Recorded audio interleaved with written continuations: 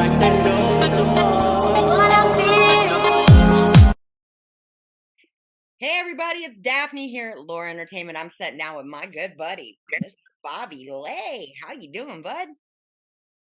I'm doing fantastic, Daphne. I love you. You look like you're doing fantastic by the pool. I'm jealous.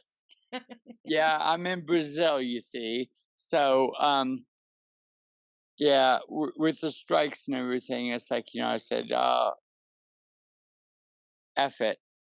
I had to think of the proper word. F it.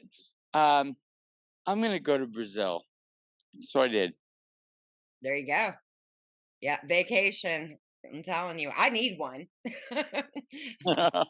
It's not, I don't know if I'd call it a vacation. I'm seeing a lot of dentists and a lot of the exchange rate is so bloody cheap here. It's amazing. Like, everything's like nothing. Cigarettes are $1 a pack here. Um, Wow. oh, blimey, what else is everything's really cheap here. Everything's cheap. Doctors, whatever, so I'm doing all that kind of stuff. And thus far, I've been here a week and a half now, and I've seen a bunch of doctors. I can't even count how many I've seen, and it's cost me like under $100. Wow. So if I wanted to go shopping over there with $100, I think I'd do pretty good. What do you think? Oh, $100. Listen, if you went shopping here with $20, you would do well. Okay, so here's the thing. So this is really funny. This is really a funny story, actually. Um, the other night, my friend and I went to we had sort of a date night.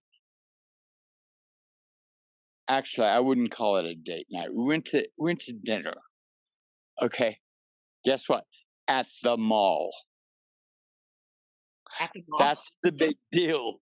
That's the big deal. The women dress like they're going out to an on like evening wear, evening gowns and stuff. They're dressed to the tens. Guys are like in shorts and like whatever. They don't care. Okay, but it's a big deal. That's where you go to dinner, to the food court. Okay. That's the big deal. Today, I went to breakfast. Ready? Yeah. At the gas station. What? Yes, the gas station has the best selection of food for breakfast. And on top of it, they have a whole, like, I don't know, liquor section and like Bacardi and vodka and all this other stuff. It's like, where's the bloody gas station? I had to take a picture of it because I couldn't believe it. It's like, where's the bloody gas station? That's crazy. So, I mean, Brazil, they have nightclubs and stuff, right? Over there? Yeah, they do, but not where I'm at. I'm about 2 hours outside of Brasilia. I'm at a spiritual hospital. I'm here for rest. I'm Yep. here to get, to recoup. And I know you'll relate to this. I'm here to recoup from my management business. Yeah. Managers have to take a vacation and then take another vacation and then take another vacation just to be able to come back to one. Yeah. And Yeah, then once you get back, you start dropping artists. that's true. That is true. That's so true. Our business is not easy. People do not get it at all. They don't get it. The stuff that we have to deal with and we go through in this industry.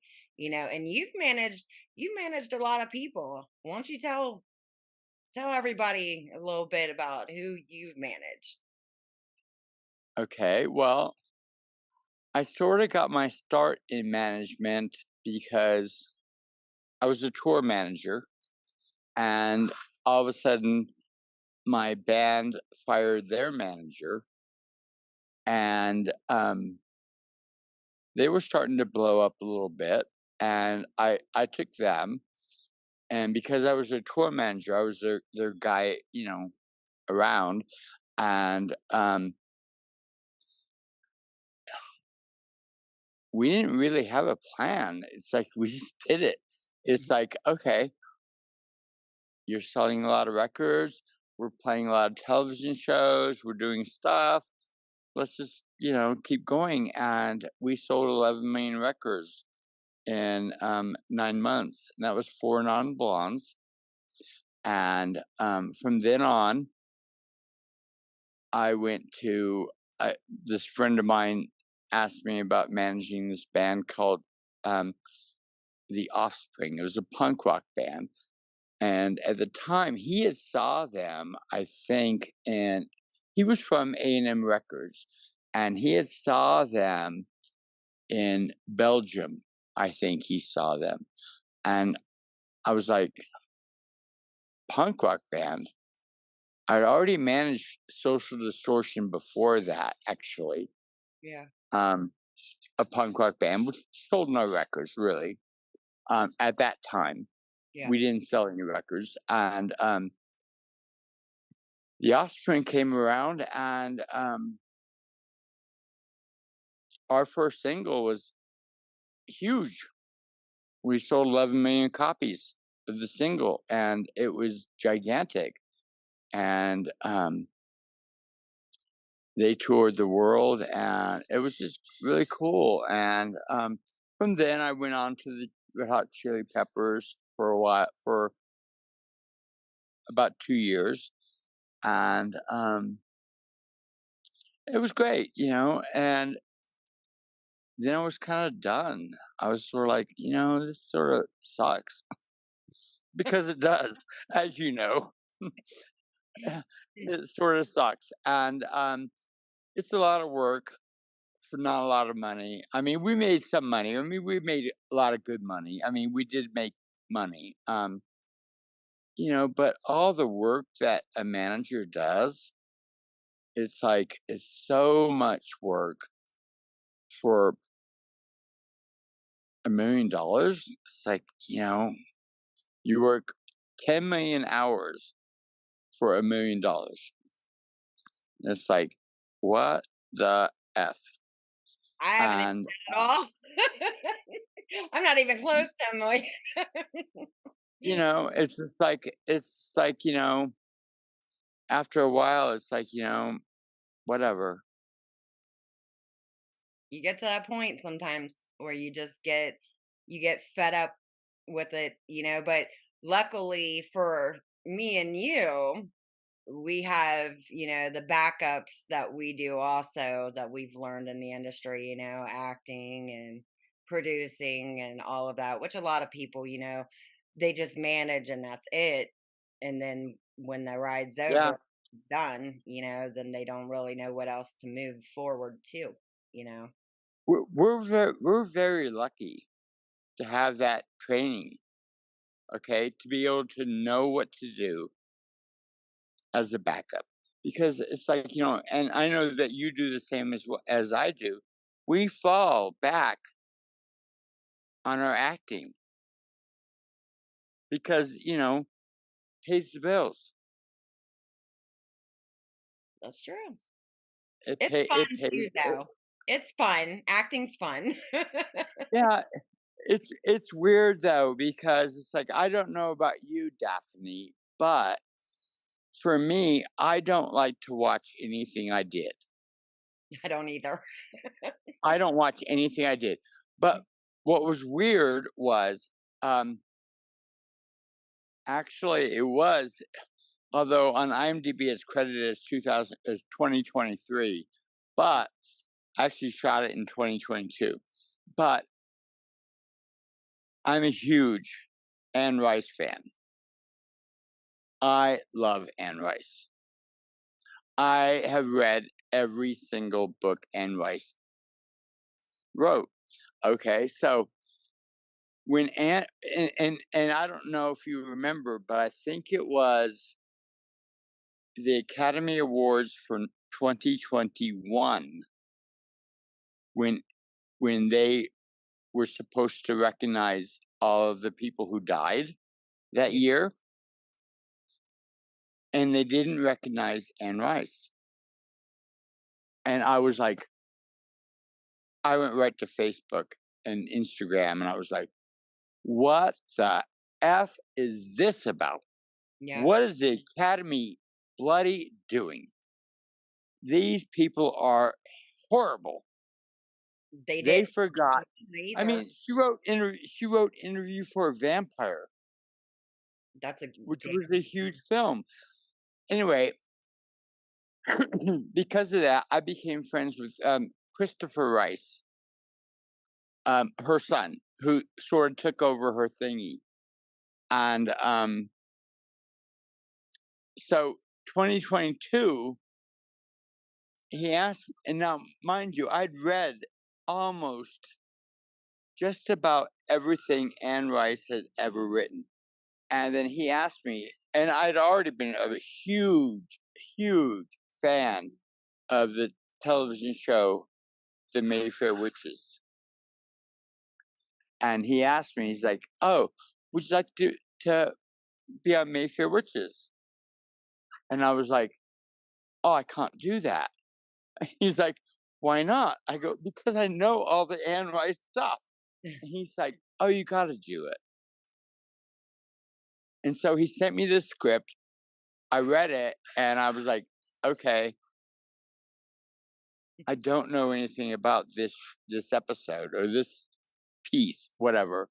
And so I did it. And so it's like I go, Christopher, this is gonna totally screw up my entire world because now I can't watch any more or Mayfair Witches.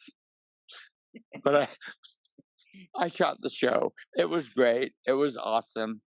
We had a really good time, and all the people there were fantastic. It was wonderful. I remember when I would call you and um you were telling me that you were, what was it? Oh, you were binge watching The Good Wife. Oh, I love that show. That is my favorite television show of all time. I love that show. Okay, so the Good Wife Hmm. is canceled now. Okay, Wow. good. That is good. Okay, because I will never, I never want to be on the Good Wife because I love that show so much that I binge watch that. I I've seen every episode at least 3 or 4 times. So I totally know what's coming up. It's like, oh yeah, okay, all right, here we go. You're like you me. know, I I'm like that so with I get like that. Mike and Molly Yeah, show, man. I love it. I'll sit there and watch it over and over and not care. And everybody's like, "Why do you keep watching that and Friends?" And I'm like, "Because once you get hooked on these shows, you want to go back in and watch them and see if you missed anything. You know what I mean?" yeah, that's what I do too. I Yeah. want to see if I missed something. Oh yeah, no, you know what? There's probably something. There was a cup someplace that shouldn't have been, and I missed it. So I got to catch that. I got to figure it out. You know? Yep. I put a thing up on Friends, and this is something that even shocked me. To see if anybody could answer where the episode was. There's an episode where they're talking, and if you look straight behind them, you can see the actual boom operator. You can see his leg in his jean shorts socks. He's moving over to the side. But I asked everybody, I was like, what episode is it? And nobody could ever answer that question. I waited for somebody to answer that, and nobody ever answered it. And now I can't even think of what episode it would have been. Oh, I think it was the one with the recliner where he broke the recliner and then they thought that it got fixed magically, but they were talking, and towards the ends, if you look out the doorway, there's a part right there where you can actually see the guy's leg, and you know it's the boom guy in the Yeah. awkwardest position. Yeah. You know what I mean? I feel bad for them. I would not want their job, a boom operator. Hell no, you couldn't. Oh my God. That's a horrible job. Mm-mm. I know, Talk right? about strong arms. Oh yeah. But but you're like me though, you see, because I don't always see legs or people's body parts in shots, but I often see shadows. Yeah.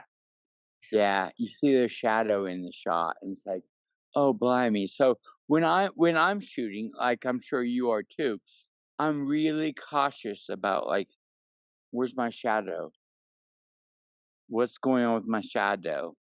Hmm. You know, when I did Dracula Untold, it's like I remember the director, can't remember his name now actually, just sort of left me because I'm out by the pool, I guess. Um, Chillaxing.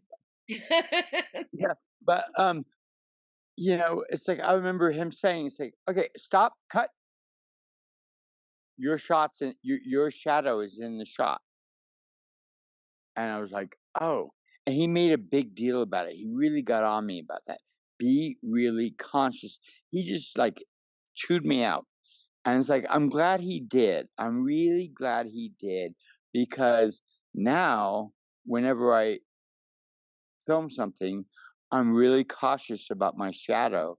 Where is it landing? Where is it going? What's happening here? Hmm. No. But you figure, damn, they should be able to take care of that in editing. Well, as a director, and you know this, as a director, that's what we have to do because most people don't give a shit about the shadow. They don't care. Yeah, or they don't notice because they'll get Yeah, into the movie and they're not gonna notice, like, small things. I mean, yeah, everybody's a perfectionist, well, for the most part, at least I hope they would be a perfectionist anyway when they're shooting, but, I mean, some people, they don't care, and then the viewers, they don't they're not paying attention to shadows. Because now you're gonna have me watching TV tonight, and I'm gonna be looking at people's shadows. I'm at the right people like, "Hey, did you not catch that shadow in your movie?" There's gonna be a lot of pissed off people tonight. You're gonna be emailing like crazy tonight. Probably. So let me ask you this, because I know there's gonna be a lot of people that are gonna be probably trying to ask this question. If somebody was wanting, like, aspiring musicians and artists, what would you tell them as far as coming into this industry in the big leagues anyway? From what they're doing into the big leagues, what kind of advice would you give them as far as coming forward? I would say practice, practice, practice. Also, what's equally important as much as practice is marketing. Hire somebody, even if it costs you money to pay them, get somebody who knows how to market you and can sell you. Because sometimes, as artists, it's difficult to sell ourselves. I'll give you an example. Let's say I'm a guitar player, an aspiring musician, and I want to sell myself as a guitar player, musician, whatever. Um,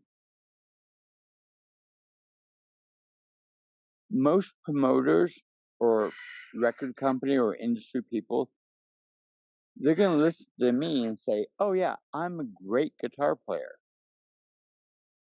and they're going to go, "Oh yeah, blah, blah, blah, blah, blah. However, let's say on the other side of the coin, I hire Daphne Matthews Yeah. as my manager.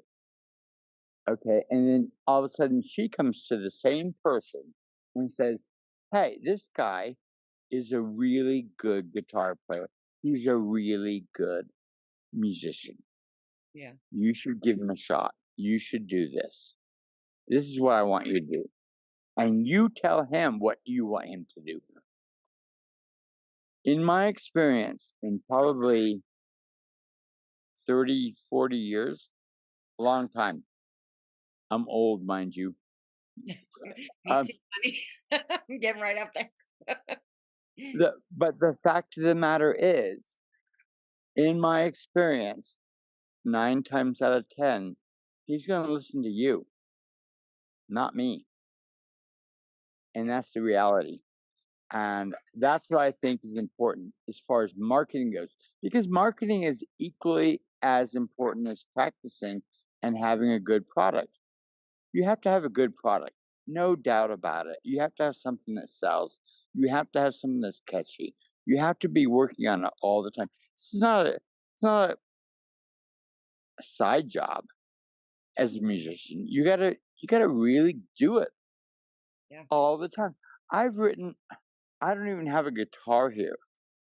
Okay, so I'm in Brazil. I'm thinking about. I was talking with a girlfriend yesterday about, okay, so I'm thinking about getting a tattoo. I'm getting a new nose piercing tomorrow, but I said maybe I'll just get a tattoo tomorrow too because it's so cheap here. I'm like, and then this morning, I thought, wait a minute, what the f am I thinking? Why am I getting a tattoo? I should buy another guitar. I only have 5. I need another one. You know, and that's what I'm gonna do. So tomorrow I'm gonna go buy a new I found some guitar shops in Paranopoulos, which is like where I'm going, the Yeah. city I'm going tomorrow. And I'm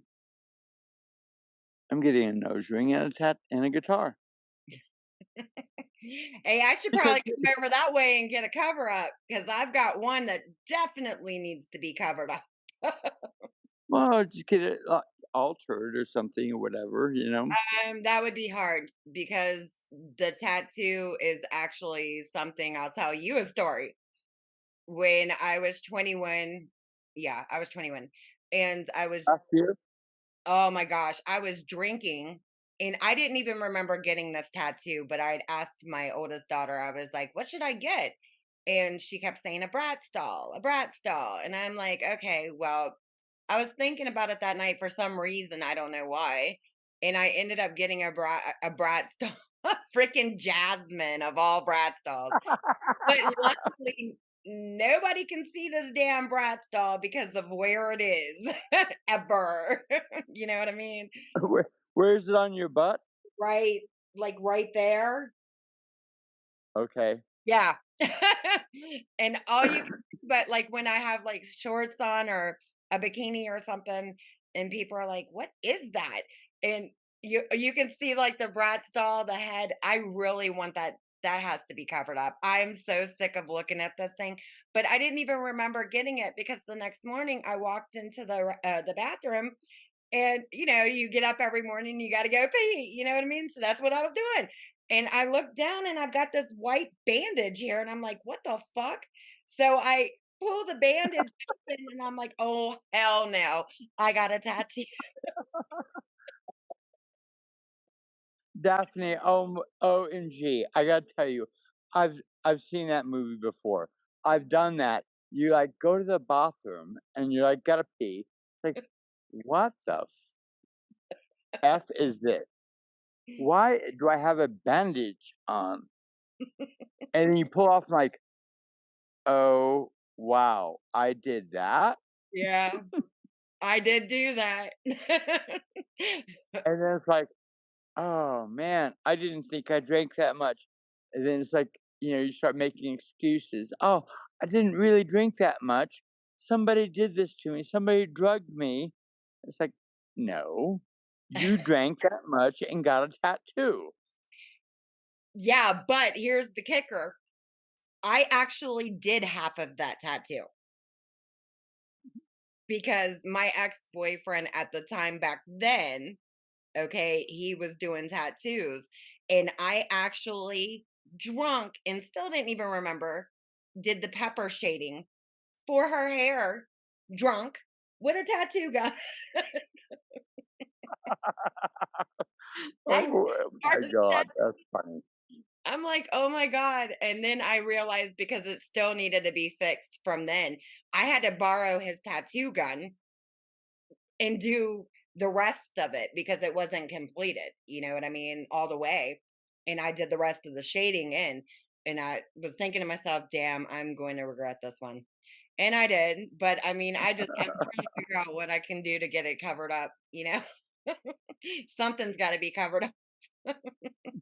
It wasn't good, man. At least I was sober when I got the one on my back, and I kinda drew most of what's on my back because I've got a kimono dragon on my back, and then it's got this red jewel in its head.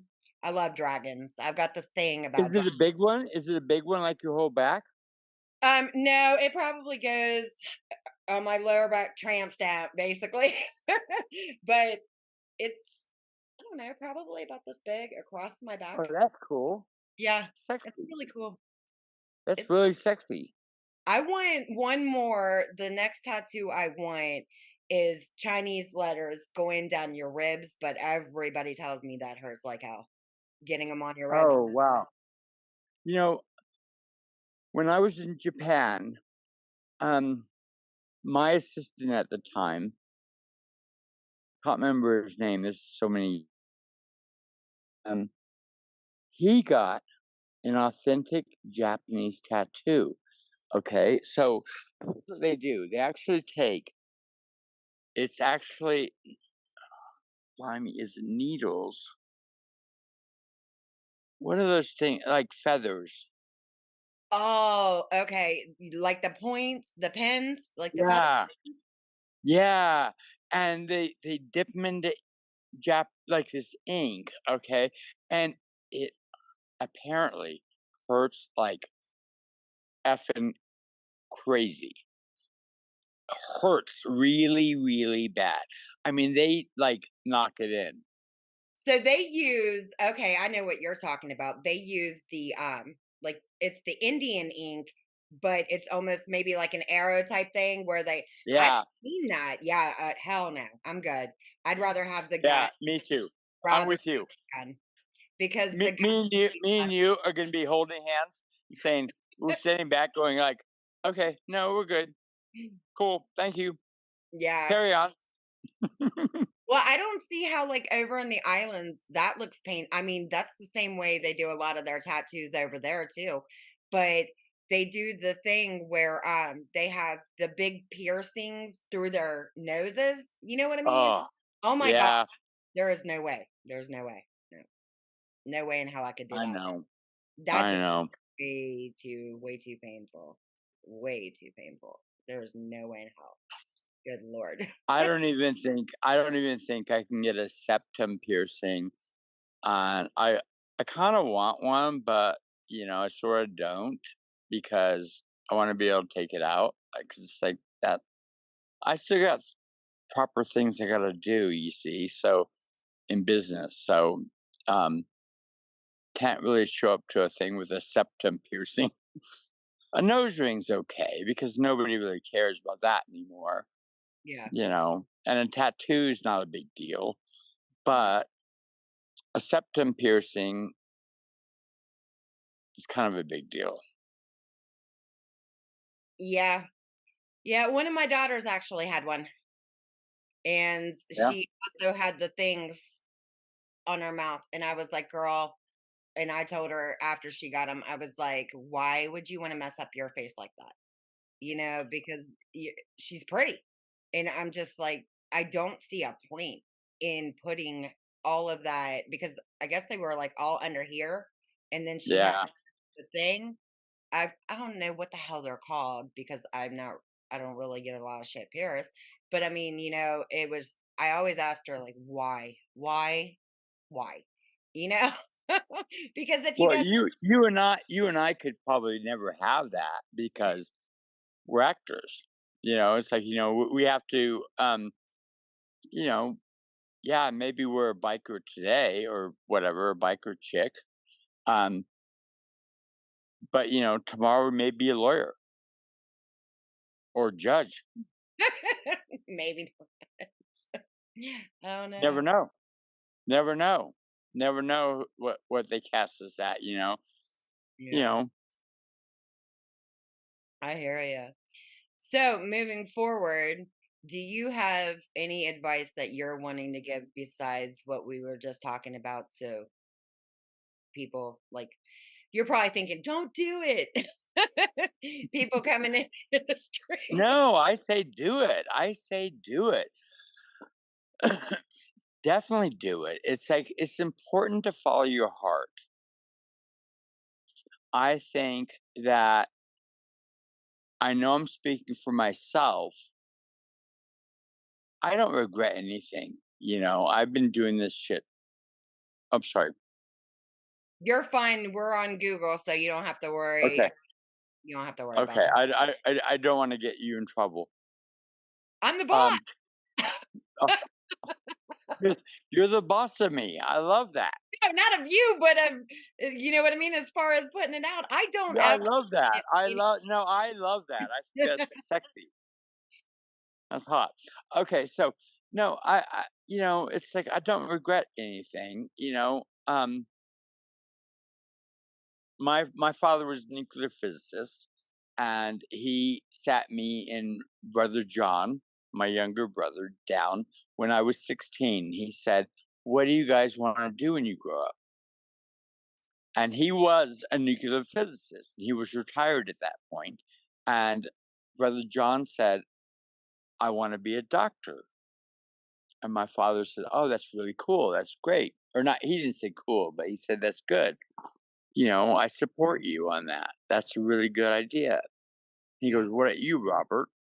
And I said, "I think I want to be a rock and roller and travel the world." And he said, not in my house. So the next day, everything I had that I wanted, I put in my backpack and I was, hitchhiking to the nearest big town. I was 16. Okay. I don't regret that. It was hard. I slept in a park, on a park bench. I I play guitar outside of a music store, outside of a grocery store, outside of a coffee shop, restaurants, whatever, any place I could. And at the time, people would throw like nickels and dimes in my little guitar case. Yeah. And that's what I survived on the following day. I that's how I got my food, for the next day. I don't regret that. It was a hard life, Yeah. you know. But I followed my dream. I believed in myself. I believed in my craft, which is the most important. Believing in your craft. If you really think you have it or you can do it, you don't even necessarily have to have it. If you think you can do it, keep doing it because that is really important.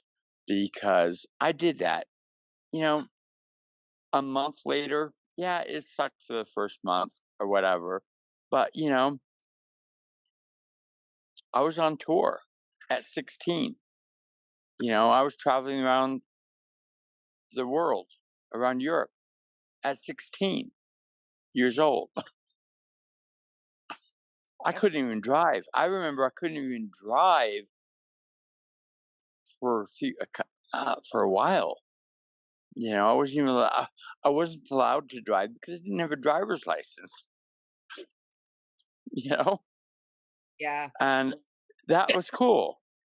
And so I followed my dreams. And so that's what I would say to people: follow your dreams. If you believe you could do this. Even if you can't necessarily do it now, keep believing, keep following your heart, and keep doing it. It all falls into place. Yep.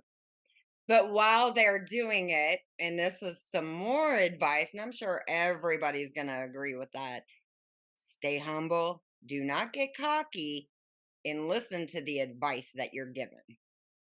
Don't. Absolutely. You need to take in the whole world, okay? Because the world has advice from to give you. The world is telling you things to do. Yeah. We may not know exactly where they're coming from or what's happening, but the world is, and it's really cool. And we need to take advice from that. I do that all the time, even to this day. It's like, I'm asking the universe, it's like, what do you think? You know, and I wait for answers, and the answer may not be in like a yes or no. It probably is in like, oh, I'm walking along, and all of a sudden something's on the ground in front of me, and I pick it up, and I'm like, oh, that's the answer. Yep. I mean, I agree. It's just sometimes people get a little too cocky or they love to overstep them bounds. And I'm You not can't do that. with me, Bec- I'm talking about in general, like actors contacting people that they shouldn't, especially when, you know, I've had this issue. I actually ran into this issue about one of the projects, and they were contacting people that they shouldn't have been contacting, like film directors, people associated with the film. And they were nothing more than an actor that was placed in a position to where it wasn't even a bigger role in one of the projects. And that really pissed me off because I feel like if you think that, you know, you have that right to overstep your bound, you are crazy because now don't think people like us aren't talking. And that's going to stop people from eventually working with you, you know? yeah, that is the story of my life because the fact of the matter is that I'm not the greatest actor. I'm not a great actor. I'm not. I am very grateful. I should say that first and foremost.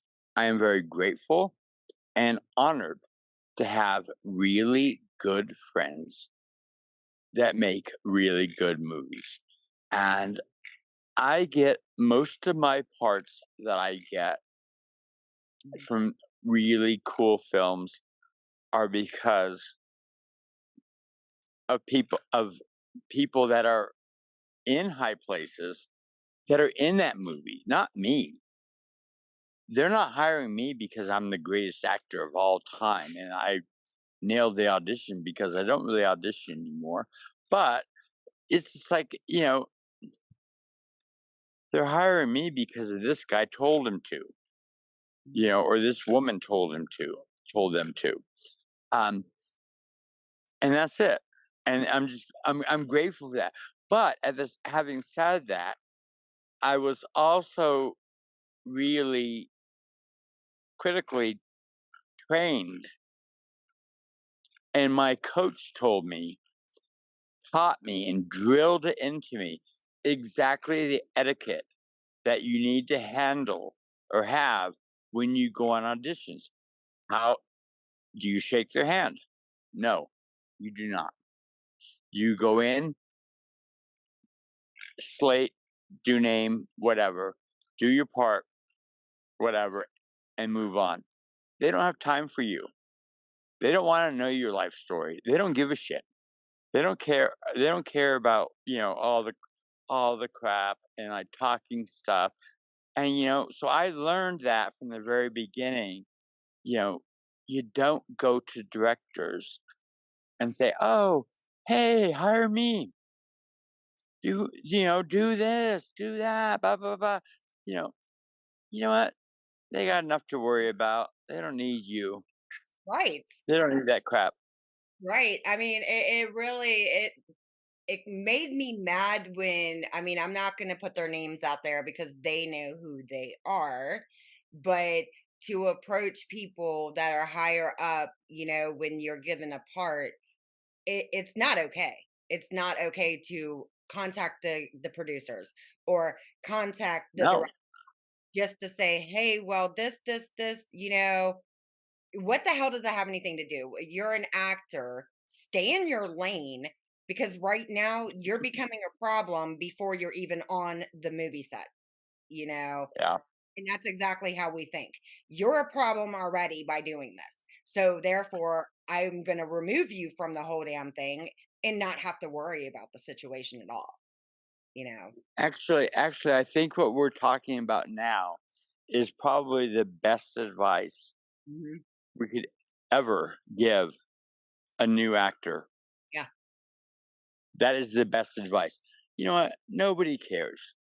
Listen, when I started acting, I thought that all of a sudden that the actor was the one in charge. That's so funny because we're so not. Mhm. We're so down the totem pole. It's like, okay, nobody cares about what we think. As a producer or a director, the last person I want to ever hear from is the actor. The last person. If an actor, if we were on set right now shooting, and an actor, one of the actors come up and approached me. I'm not talking about like the extras or anything, because everybody knows when you're an extra, you're off somewhere else anyway. Um, but if one of those actors, approached me while filming and wanted to ask questions, I would answer them then. But I would not appreciate that person sending me a message by email or phone way before we ever got filming, because you're the last of my priority right now. Right now, my priority is getting everything set up, locked in, making sure everybody's doing the table reads and all of that. You know what I'm saying? And people step out of their lanes and they just don't get it. They don't get it, you know? Yeah, well, but you're like me though, Daphne. It's like you don't show up to set unprepared. Yeah. I don't go there to eat bonbons. Okay, I don't go. I don't want to go to my trailer and eat bonbons. I don't want to go to my trailer and learn lines. Okay, I'm there when I show up to a set. I'm ready to go. I know my lines. I know my actions. I've picked out my circumstances. Everything. I'm totally ready to go. Yep. I can literally walk into my trailer, and within 5 minutes, you can call me. They never do, but you could. Maybe 10 hours later they might, but whatever. And but at the same time, it's like, having said that, it's like I don't spend I don't rely on that 10 hours to learn my lines, Yeah. to figure out what my actions are, what the circumstance is, what the scene is about. No, I know all that. I know it so well. I don't even need the script. I don't need the lines. I can make it up. Doesn't have to be the lines. Who cares about what the writer wrote? The fact of the matter is, it's like, you know what? It's what's going on. It's what's going on. And it's like connecting with the other actor and understanding who they are and feeling them as a person, Yeah. even as feeling their character that they're portraying as a person.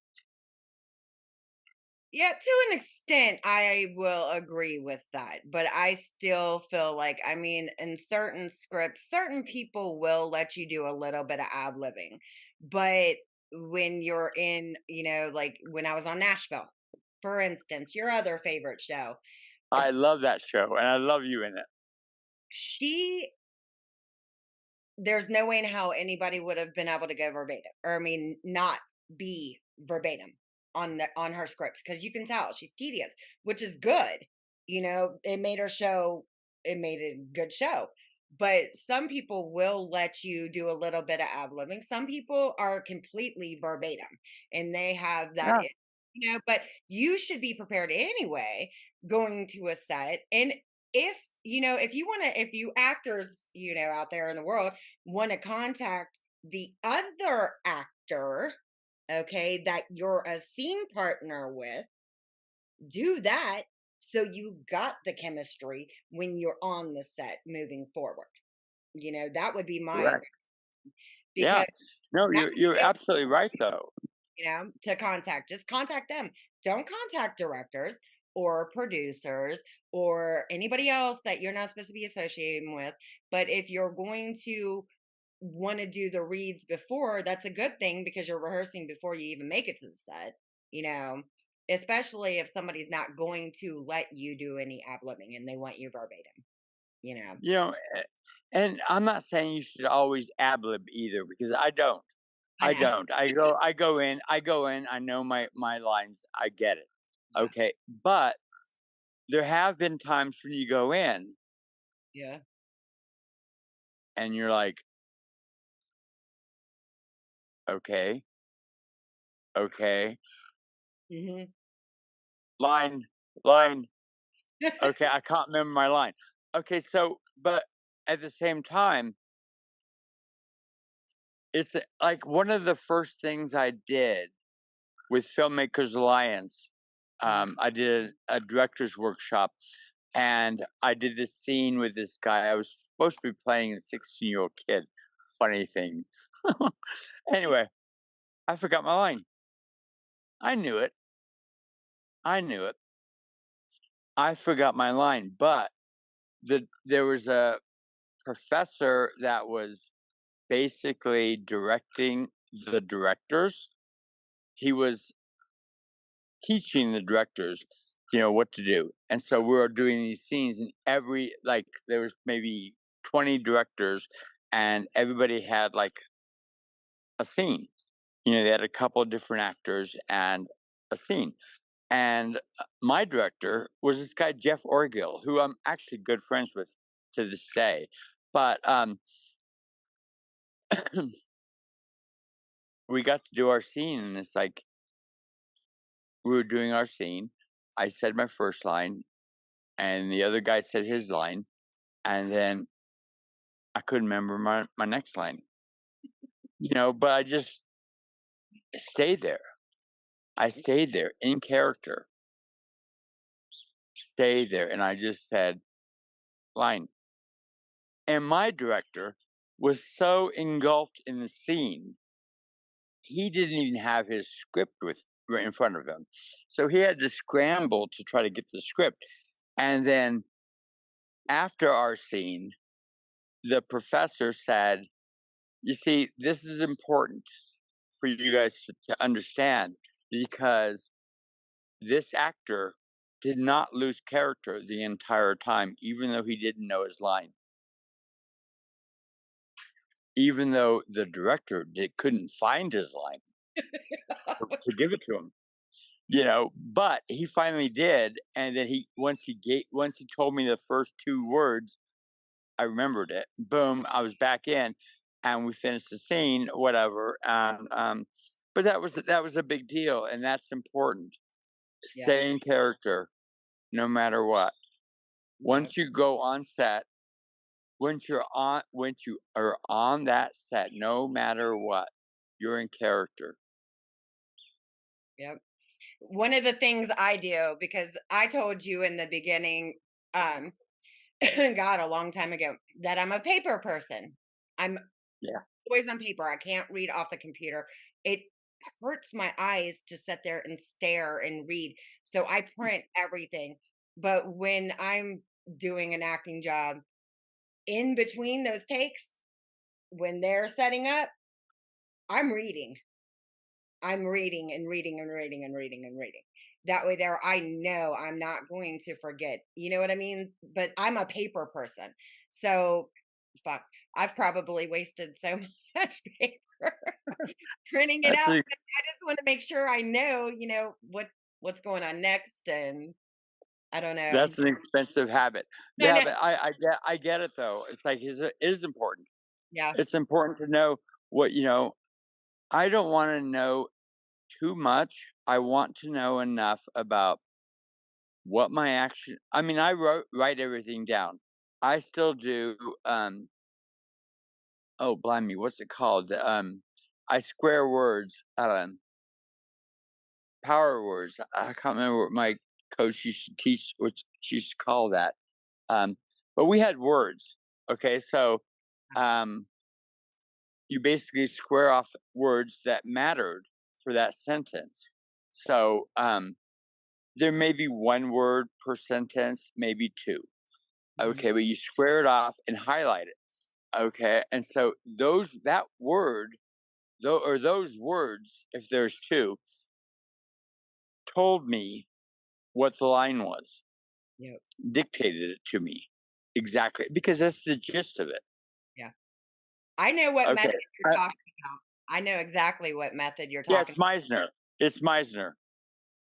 It's Meisner, and it's like I'm going to the market. Yeah. Okay, what's the key? Oh, not keyword, power word, whatever. Market. That's it. Okay, it's market. So you square market and going. Yep. I'm going. You know, I'm not arriving. I'm going. Okay, so going and market are the important words there. So those are the words you square off. What's your action? Physically moving, physically going, walking, driving, whatever, Hitchhiking. hitchhiking. All right, I am going to wrap up the interview portion, and of course, we'll stay on. I'm going to say definitely thank you, Mr. Bobby Leigh, for coming on and helping, and hopefully, people learn something, out of what we're doing, because we're giving you information, whether you're absorbing it or not. We don't know. Let's see, but we're going to thank you for coming on, and I'm going to say to Thank everybody, you. 4th of July. Don't drink too much. If you do, drink responsibly. And we'll see you later. Thank you, Daphne.